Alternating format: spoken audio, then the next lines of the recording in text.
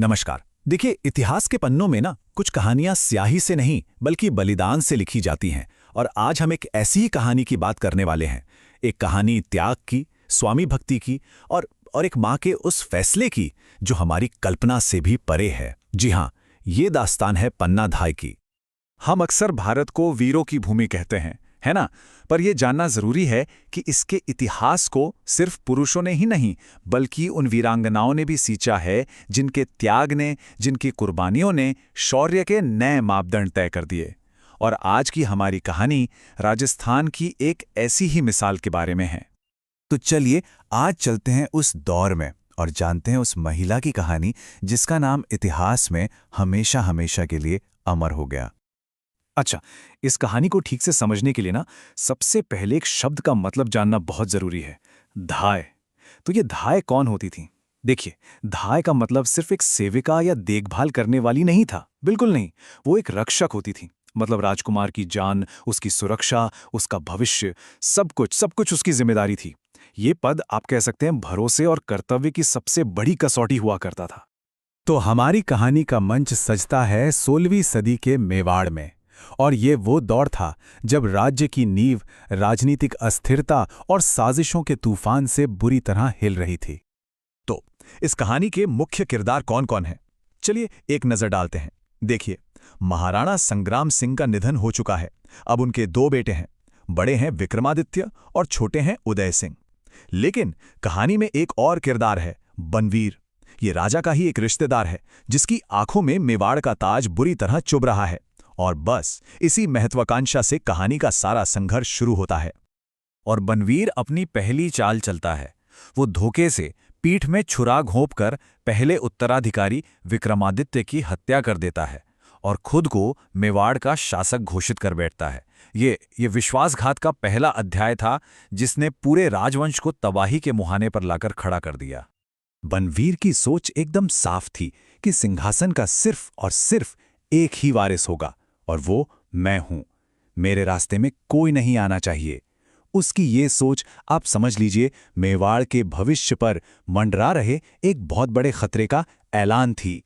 तो विक्रमादित्य को रास्ते से हटाने के बाद बनवीर की खूनी तलवार अब घूमती है मेवाड़ के आखिरी चिराग की तरफ, नन्हे राजकुमार उदय सिंह की तरफ।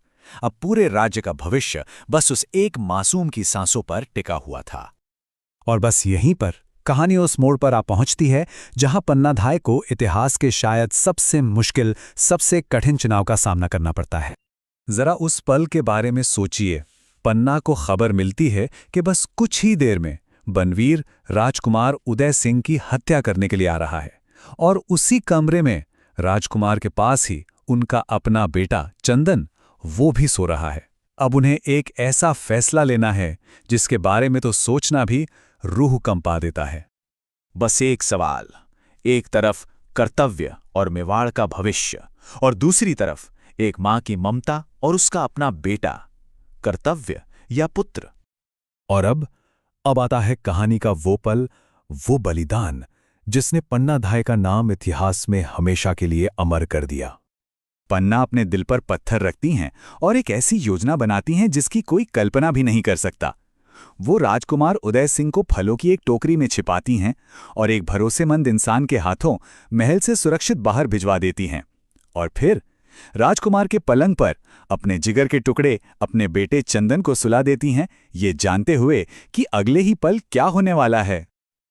और फिर वही हुआ जिसका डर था। बनवीर नंगी तलवार लिए कमरे में घुसता है। वो राजकुमार समझकर बिस्तर पर सो रहे बच्चे की हत्या कर देता है। और पन्नाधाय अपनी आंखों के सामने अपने कर्तव्य की वेदी पर अपने बेटे की बलि चढ़ते हुए देखती रहती हैं, बिना एक आह भरे, खामोश। ये सिर्फ एक मां का त्याग नहीं था, नहीं, ये उस सिद्धांत की जीत थी जो कहता है व्यक्तिहितम न राष्ट्रहितम एव श्रेष्ठम। मतलब जब बात राष्ट्र के हित की हो तो अपने निजी हित का, अपने सुख दुख का कोई मोल नहीं रह जाता। ये राष्ट्रभक्ति की एक ऐसी मिसाल थी जिसे सदियों तक याद रखा जाएगा। तो सवाल ये उठता है कि इस अतुलनीय बलिदान का मेवाड़ के इतिहास पर आखिर असर क्या हुआ? चलिए देखते हैं कि उस एक रात के फैसले ने आने वाली सदियों की कहानी को कैसे बदल कर रख दिया। ये टाइमलाइन देखिए, ये पूरी तस्वीर साफ कर देती है। पन्ना धाय के त्याग की वजह से उदय सिंह जिंदा बचे। बड़े होकर उन्हीं उदय सिंह ने बनवीर को हराया और मेवाड़ का सिंहासन वापस हासिल किया।